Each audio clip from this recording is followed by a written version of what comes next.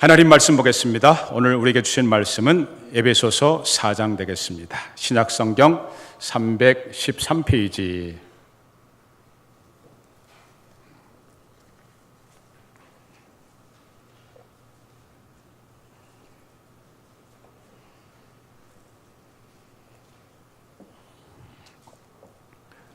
에베소서 4장 13절에서 15절까지 한 절씩 교독하겠습니다. 13절 제가 봅니다.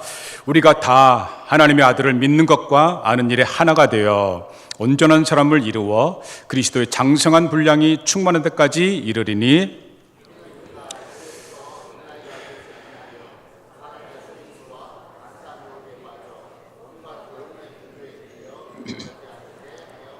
같이요. 오직 사랑 안에서 참된 것을 하여 범사에 그에게까지 자랄지라. 그는 머리니 곧 그리스도라. 아멘. 오늘 본문을 가지고 알아야 면장을 하지라는 제목으로 함께 있는 말씀 나누겠습니다. 말씀 듣기 전에 우리 잠시 기도하겠습니다.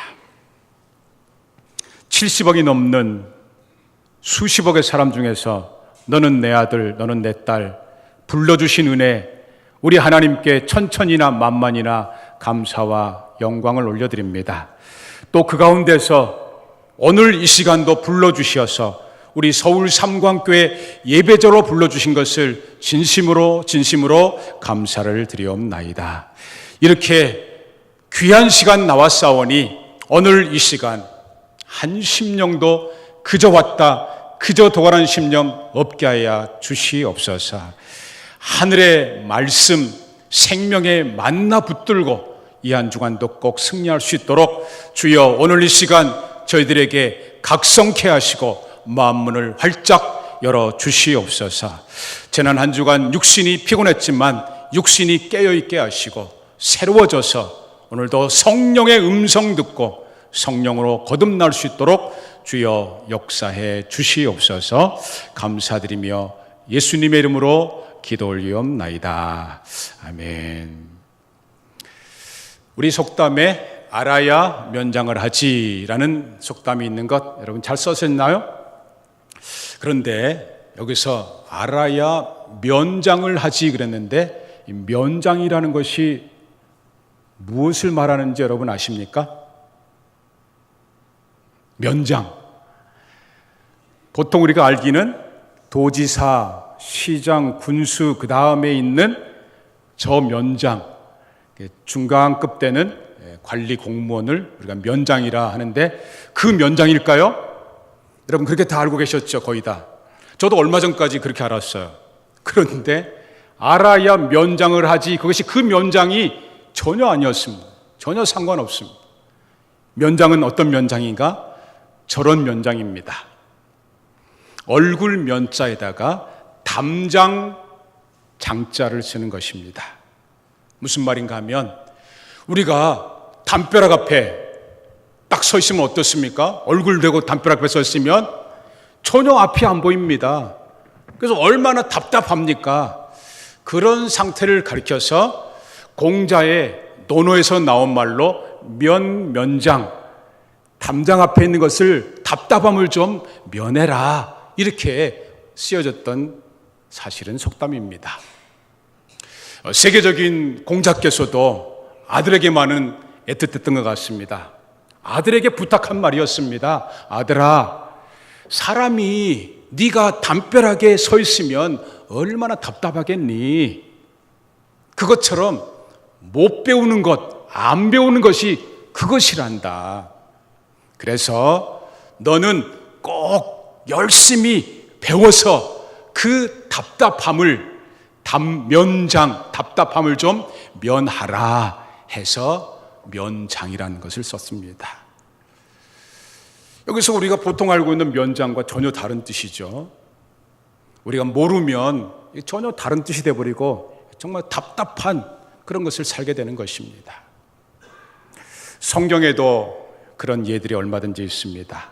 성경을 안 배워서 뭘 모르는 답답한 세대가 있고요. 성경을 잘 배워서 참으로 지혜로운 현명한 세대가 성경에는 대조되고 있습니다. 첫 번째로 성경을 안 배워서 뭐를 모르는 답답한 세대의 대표적인 예가 민수기 14장에 나오고 있습니다. 나를, 하나님을 원망하는 이 악한 회중에게 내가 어느 때까지 참으랴, 이 말은 그동안에 너무 원망을 했다는 것입니다. 어느 때까지 내가 너를 참아줄까? 이스라엘 자손이 나를 향하여, 하나님을 향하여 원망하는 바, 그 원망하는 말을 내가 들었노라. 그들에게 이르기를 여호와의 말씀이 내 삶을 두고 맹세한다. 하나님이 스스로 맹세하는 겁니다. 너희 말이 내 귀에 들린 대로, 너희들이 말한 대로 내가 너에게 그대로 행하리라. 원망한 사람들에게는 원망의 열매를 맺게 하겠다. 그래서 너희의 시체가 광야에 엎드러질 것이라. 너희 중에서 20세 이상으로 계수된 자, 곧 나를 원망한 자 전부가 광야에서 죽으리라. 다 죽었습니다. 이 세대를 가리켜서 출애굽 세대라 이렇게 부르고 있습니다. 모세의 인도로 200년의 노예 생활에서 해방되었습니다. 자유를 얻었습니다. 그리고 광야에서 새로운 나라를 건국했습니다. 그러면 그 입에서 항상 감사, 찬송 나와야 될 거 아닙니까? 그런데 뭐가 나왔습니까?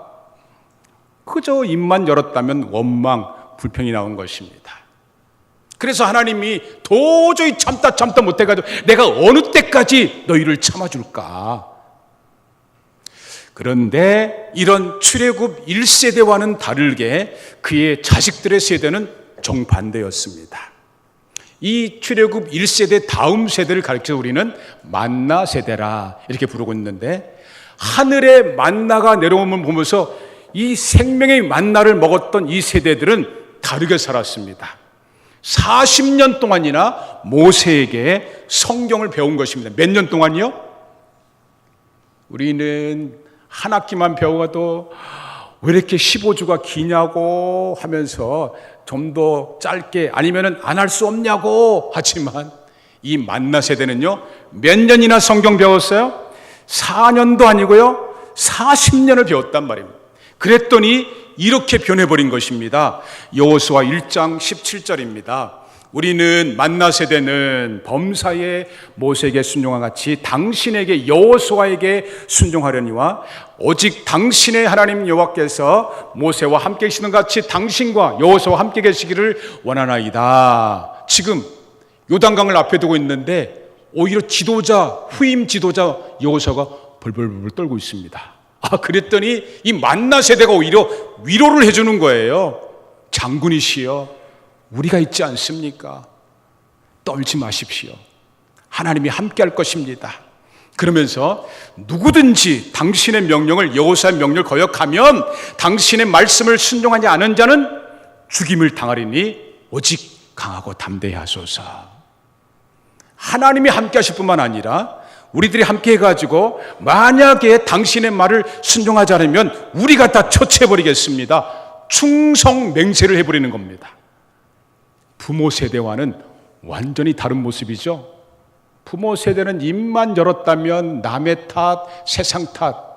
그런데 지금 이 자녀 세대는, 만나 세대는 절대 순종, 그리고 하나님 말씀에 충성.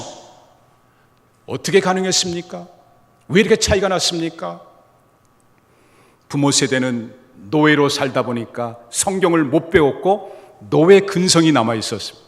그런데 자녀 세대는 비록 광야였지만 40년이나 당대 지도자 모세에게 훈련을 받아가지고 아주 멋진 그런 세대가 되었던 것입니다. 이런 성도들은 역시 또 신약에도 동일하게 비교가 되고 있습니다. 인류의 구세주 예수님의 제자들이면 처음부터 대단했을까요? 아니었습니다. 인류의 구세주 예수님의 제자들이었지만 초창기 제자들은 이런 모습이었습니다. 누가복음 22장입니다. 또 그들 사이에, 제자들 사이에, 예수님 제자들 사이에 그 중에 누가 크냐 하고서 자기들끼리 도토리 키재기하고, 하나님 밑에는 다 거기서 거기 아닙니까? 그래서 누가 크냐 도토리 키재기하면 그것도 다투고 있는 것입니다. 누가? 예수님의 제자들이. 또 33절에 보니까 그가 말하되, 베드로입니다. 베드로가 말하되 예수님의 수제자, 주여 내가 주와 함께 오게도 죽는데도 가기를 각오했나이다. 베드로는요 이 말을 입이 살아있어가지고 아주 장담은 잘했습니다. 내가 주님을 위해서 뭐든지 하겠습니다. 교회를 위해서라면 뭐든지, 목사님을 위해서라면 뭐든지 하겠습니다. 해놓고 실제는 어떻게 됩니까? 34절에 예수께서 이르시되 베드로야, 네가 그렇게 할 것 같냐? 내가 내게 이르노니 오늘 밤이 지나자마자 다구기 전에 네가 3번씩이나 나를 모른다고 부인하리라. 입은 살아있지만 결과는 그 스승을 배신하고 다 도망가 버렸습니다. 자, 이랬던 제자들인데 부활 승천 후에, 예수님이 승천하신 후에 제자들의 모습은요, 완전 180도 달라진 모습을 보게 됩니다. 그래서 이때 초창기 제자와 대비가 돼가지고 이때 제자들은 제자 세대, 충만한 제자들에 대해서 기록되고 있습니다. 사도행전 1장입니다.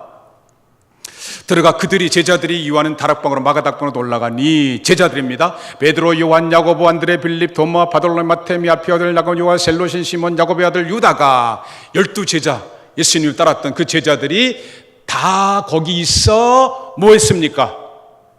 여자들과 예수의 어머니 마리아와 예수의 아들과 더불어 마음을 같이 했다. 50일 전에는요, 3년 전에는요, 누가 크냐 도토리 키재면 다투던 제자들이었습니다. 그런데 50일 만에 마음이 하나가 돼버린 거예요. 그리고는 오로지 기도에 힘쓰니라. 오직 예수, 오직 주님을 위해서. 또한 사도행전 4장 얼마 뒤에 뭐라고 말씀하냐?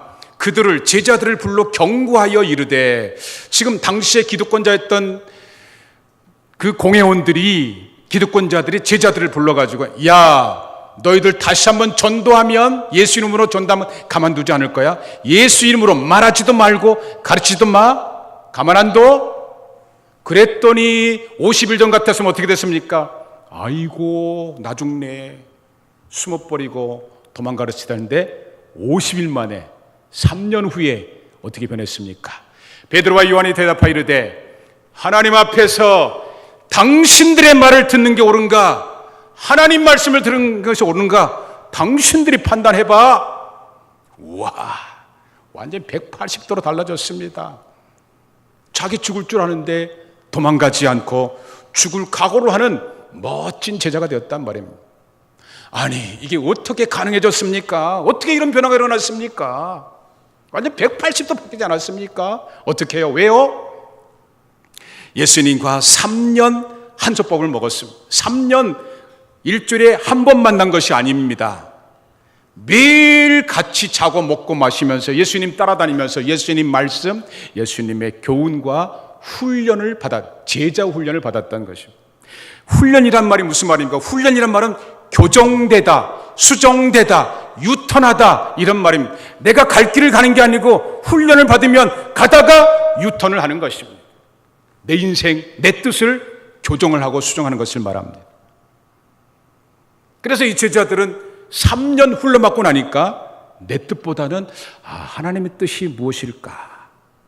그전에는 세상의 기준대로 그저 높아야지만이, 그저 성공해야지만이 최고인 줄 알았는데, 세상의 기준이었는데, 이제는요, 성경이 뭐라고 말하는가?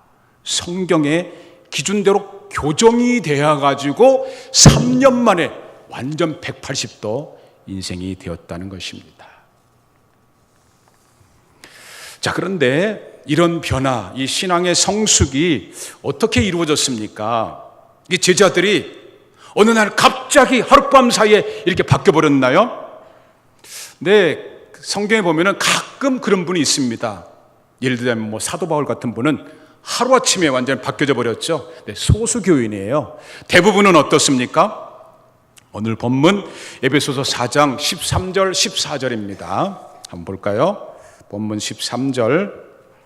우리가 다 하나님의 아들을 믿는 것과 아는 일에 하나가 되어 온전한 사람을 이루어 그리스도의 장성한 분량이 충만한 데까지 이르리니, 이는 우리가 이제부터 어린아이가 되지 아니하며, 15절입니다. 오직 사랑 안에서 참된 것을 하여 범사에 그에게까지 어떻게 하라? 자랄지라 말하고 있습니다. 신앙의 성숙과 변화는 어떻게 이루어지는가? 장성한 분량까지 자란다, 이렇게 표현되고 있는 것입니다. 여기서 장성한 분량이라는 것은 헬라어로 헬리키아라는 단어를 쓰고 있는데, 이 헬리키라는 헬라어 단어는요, 사람들의 키, 나이를 지칭할 때 쓰는 단어입니다. 그래서 여러분, 사람들의 키, 내 나이가 여러분 어떻게 성장하죠? 50cm 이 갓난아기 키가 갑자기 다음날 100cm로 1m로 그냥 어린이로 키가 성장합니까? 그건 아니잖아요. 나이도 마찬가지. 오늘 10살이었던 어린아이가 내일 갑자기 30살 청년으로 나이를 확 먹어버리는 것입니까? 그건 않잖아. 그거 아니잖아요. 신앙도 마찬가지라는 거예요. 신앙도 차근차근 단계를 밟아서 올라간다 하면서 구체적 실례를 이미 구약에서 말씀하고 있습니다. 에스겔서 47장에 나오고 있습니다. 그 사람이 손에 줄을 잡고 동쪽으로 나아가며 천척을 측량한 후에 내게 에스겔 선지자에게 그 물을, 성전에서는 물이 나온 거예요. 생수가 나온 거예요. 생수가 나오는데 첫 번째는 물이 어느 정도에 찼다고요? 발목에 찼다. 4절에서는요, 다시 천척을 측량하고 내게 물을 건너게 하시니 물이 두 번째는 어느 정도 올라왔어요? 무릎에 찼다. 세 번째는요, 다시 천척을 측량하고 내게 물을 건너게 하시니 물이 어디에 찼다? 허리에 찼다. 마지막 다섯 번째, 네 번째, 다시 천척을 측량하시니 물이 내가 건너지 못할 강이 된 한 길이 되어버려요. 그 물이 가득하여 헤엄칠 만한 물이요, 사람이 능히 건너지 못할 강이니라. 무슨 말입니까? 이것은 오늘날 우리의 신앙의 정도를 얘기하고 있습니다. 교회는 다니지만 다 똑같은 사람이 아닙니다. 신앙이 다 똑같은 게 아닙니다. 네 단계가 있다는 것입니다. 첫 번째 단계는 발목 정도에, 아무리 성전에서 생수라 할지라도 발목의 정도 오면요, 이 정도면 내가 폴짝폴짝 뛰면서 얼마든지 내 마음대로 사는 상태가 발목의 상태다. 두 번째, 무릎은 약간 좀 어그적거리죠. 이번 여름에 개울가나 좀 갔을 때 무릎 정도에 왔을 때 여러분 어떻든가요? 건널 때 조금은 어그적하게 되죠. 약간은 불편하죠. 그런데 그래도 아직은 내 마음대로 휘저고 갈 수 있습니다. 그것이 이제 무릎의 단계. 그런데 세 번째, 허리쯤 물이 쫙 차면은 이때쯤 되면 어떻게 되던가요? 이때는 이제 내 마음대로 하기가 참 쉽지가 않습니다. 물이 나를 좌우합니다. 생수가, 성경이 나에게 영향을 끼치는 것입니다.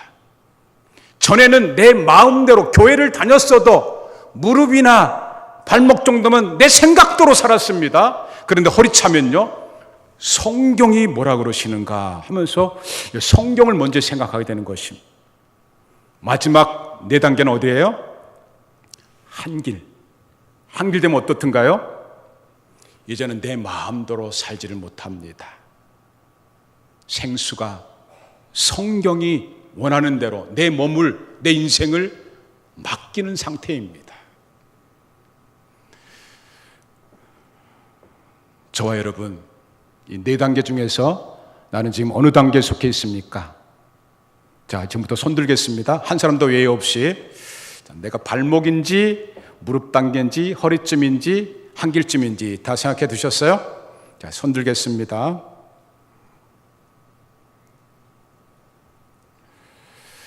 그래서 우리 교회도 이 네 단계에 이르도록 성경의 훈련을 준비해 놓고 있는 것입니다.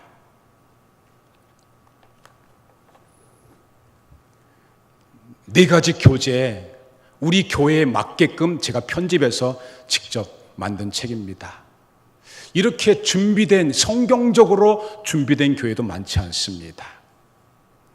첫 번째 단계, 발목 단계라 할 수 있겠습니다. 새가족반입니다. 새가족반은요, 교회 나오면서 가장 사실은 기초인데 구원에 대한 확신을 갖는 것입니다. 예수를 믿으면 하나님의 자녀라는 확신이 있어야 됩니다. 그런데 이것이 없는 분은 꼭 새가족을 해야 됩니다. 그런데 적지가 않아요. 교회 다니면서 내가 하나님의 아들과 딸이라는 확신이 없는 것이 적지가 않아요. 두 번째는 신자반과 중보기도학교가 있습니다. 이거는 이제 무릎 정도의 어느 상태를 얘기하는데, 그것은 이제 내 마음 속에 있는 상처난 마음을 치유하고 회복하는 것입니다.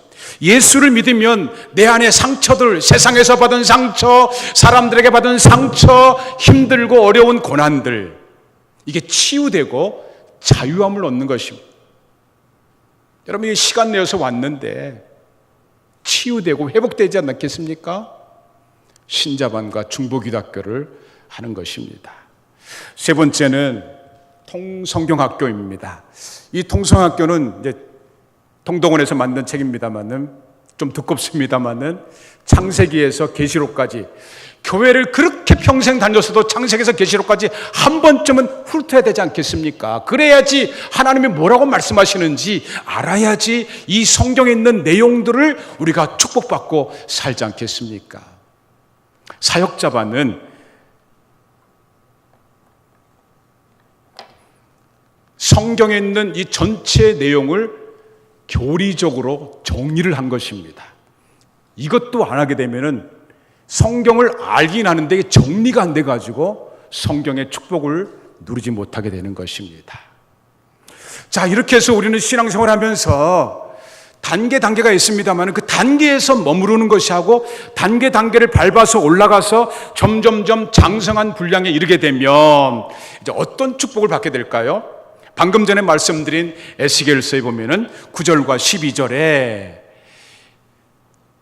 발목에서 무릎으로 허리로 한 길로 점점점 올라가면 어떤 축복이 있는가? 첫 번째 9절입니다. 이 강물이 이르는 곳만, 이제 한 길이 넘었다는 것은 강물인 거예요.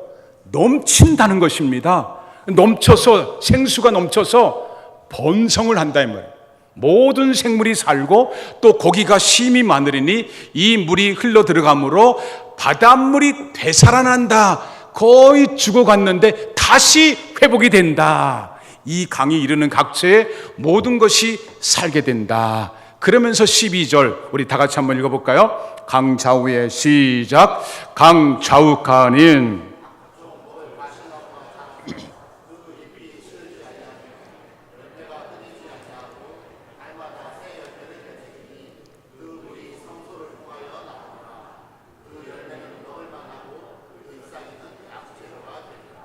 성소에서 물이 나온다. 성경으로 하나님의 약속으로 꽉 차게 되면 어떤가? 달마다 새로운 열매를 맺는다는 것입니다. 교회 생활하면은 지난달과 이번 달은 달라야 됩니다. 내 인격이, 내 삶이, 내 응답이 달라야 됩니다. 하나님은 살아계시기 때문에. 그런데 우리의 실제는 어떻습니까? 하나님이 살아계시는 걸 믿는다는 것은, 이 성경 말씀을 붙들고 씨름한다는 것은 매달마다 새로운 역사, 응답, 간증이 일어난다는 것입니다. 사랑하는 여러분, 이왕의 교회 신앙생활 하면서 늘 상처받고 살고 싶으십니까? 교회 다니면서 저분이 나한테 이랬다 저랬다, 하나님은 살아계시냐 마냐, 이렇게 살고 싶습니까? 아니면 내 안에 세상에 사람들의 상처가 치유되고 회복되어서 자유함을 얻고 싶으십니까? 사랑하는 여러분, 교회 신앙생활 하면서 그렇게 기도를 해도 아무런 응답도 없이 살고 싶으십니까? 아니면 매달마다 기도할 때마다 새로운 열매를 맺고 싶으십니까? 그런데 2000년 전 예수님 당시나 오늘날 현대 과학이 발달된 지금이나 적지 않은 교인들이 이런 축복을 누리지 못하고 산다는 것입니다. 그 실례가 오늘 본문 14절에 나오고 있습니다. 우리 4장 14절 보겠습니다. 이는 우리가 이제부터 어린아이가 되지 아니하여 사람의 속임수와 간사한 유혹에 빠져 온갖 교훈의 풍조, 세상 풍조에 밀려 요동하지 않게 하려 함이라. 이 말은 지금 교회를 다니면서도 예수를 믿는다면서도 이런 것들에 의해서 밀려가지고 요동하고 있는 교인들이 적지 않다 하는 것입니다. 그래서 오늘 이 14절을 정리하면요, 한 세 가지로 크게 정리할 수 있습니다. 이런 성도들은 축복받기 힘들다는 것입니다. 첫 번째는 간사한 속임수, 두 번째는 세상의 풍조에, 세 번째는 어린아이 신앙에. 교회를 다니지만 간사한 속임수라는 것은 이단과 사이비를 말하는 것이고, 세상의 풍조라는 것은 성경의 가치관이 아니고 세상의 가치관을 말하는 것이고, 어린아이의 신앙이라는 것은 자라지 않고 교회에서 다니면서 맨날 그 모양 그 모습으로 있는 그 상태를 얘기할 때는 이런 교인들은 축복과 응답받기가 쉽지가 않다 하는 것입니다. 첫 번째 예를 들어본다면 간사한 속임수라, 이 말은 이단과 사이비를 말합니다. 지금 우리 한국에 6만여 교회가 있습니다마는 적지 않은 교회가 사이비, 심지어는 이단에 빠진 교회들이 적지가 않습니다. 지난달 인천공항에서 외국으로 도피하려던 여자 목사님이 현장에서 체포되었습니다. 그날 저녁 뉴스 크게, 또 이런 뉴스가 되면 크게 나오지 않습니까? 큰 뉴스로 나왔습니다. 뭔가 봤더니 과천에 있는 사이비 교회의 이 여자 목사님이 계시를 받았다는 겁니다.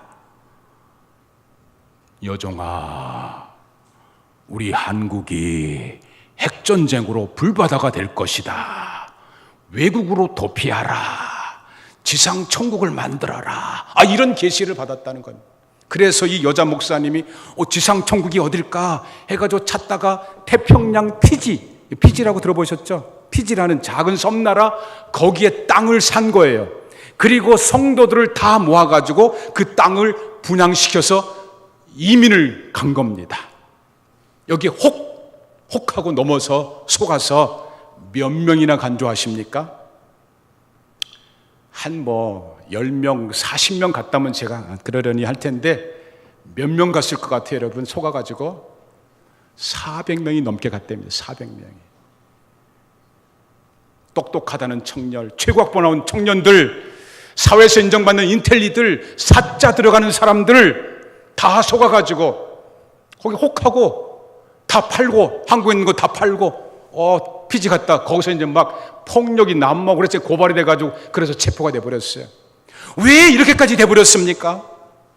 교회는 다니지만 성경이 무엇인지, 하나님 말씀이 무엇인지를 못 배워가지고 결국은 간사한 속임수에, 사이비에 넘어가 버리고 말았습니다. 두 번째, 세상의 풍조에 밀려다니는 그런 교인들도 교회의 가치관을 가져야 되는데 세상 가치관을 갖고 있습니다. 지난 2주 전 8월 7일입니다. 우리나라의 최고의 국무회의에서 이런 것이 통과되었습니다. 국가 인권정책 기본 계획. 무슨 내용인가? 소수자의 인권을 평등하게 하자. 좋아요. 지금 얼마나 상위의 기득권자들이 갑질을 합니까? 하위에 있는 정말 힘든 사람들, 소수자들 평등하게 해야죠. 좋아요. 그런데 여기에 묻어가지고 독소 조항이 있습니다. 동성애라는 소수자들, 이들도 공식으로 인정해주자 하면서 법 제정을 추진하고 있습니다. 이 법 제정이 되면 오늘 이렇게 설교하면요, 저 잡아갑니다. 이제 남자와 여자의 결혼뿐만 아니라 남자는 남자끼리, 여자는 여자끼리 사랑을 하고 결혼해도 그 인정해 주자는 것입니다. 그래서 지난달 서울시청 광장에서는 말이죠, 동성애 세계 축제가 우리나라에서 열렸습니다. 그런데 더 안타까운 것은 이런 타락한 세상 풍조에 동조하는 교회들이 있다는 것입니다. 그 축제에 버젓이 참석하는 교회들이 있습니다. 이름은 교회라 하지만은 정말 교회의 머리 되신 주님이 뭐라고 성경에 말씀하는지 전혀 모르는 세상의 풍조에 따라 사는 그런 교회와 그런 교인들입니다. 성경을 모르니까 축복받을 수가 없습니다. 그런데 지금 이 시대의 한국교회에 정말 무서운 독소조항이 하나 더 있습니다. 그것이 뭐라고요? 오늘 본문에 어린아이가 되지 아니하며, 이번 어린아이 신앙이 2000년이나 지금이나 적지 않습니다. 여러분, 어린아이의 특징이 뭡니까? 세 가지입니다. 이기적이고 물질적이고 쾌락적입니다. 어린아이는 내 것, 내 자존심, 내 이름, 보이는 물질, 보이는 외형적 성장, 숫자, 쾌락적, 그리고 즐기자. 이 땅에서, 저 땅이 있는지 없는지 상관없다. 이 땅에서 즐기자. 우리 한국교회에서 최대의 교단이 우리 합동교단입니다. 그래서 할 일이 많아서 이렇게 우리가 지금 세례교인 헌금을 같이 모으고 있습니다. 한번 동참하시는데요. 그런데 지금 얼마 전에 우리 한국교회 중에서 교단 중에 최고의 교단은 우리 합동교단에 안타까운 통계가 발표됐습니다. 하루에 3개 교회가 개척이 되는데 5개 교회가 문을 닫고 있다는 것입니다. 왜? 기복주의 신앙 때문에 그렇다는 것입니다. 기복주의가 뭐냐? 나와 내 가족만 축복받으면 된다는 것입니다. 다른 교인, 교회에 어떻게든 상관없어. 나와 내 가족만 축복받으면 된다. 눈에 보이는 성장, 성공만 하면 된다. 그리고 그것을 좀 즐기게 해주십시오 하고서 우리 주님께 버젓이 기도하고 있는 그런 신앙이 기복주의 신앙이 되다 보니까 한국교회가 점점 쇠락해 가고 있다. 네, 성경은 말씀합니다. 창세기 첫 장부터 창세기 마지막 계시록까지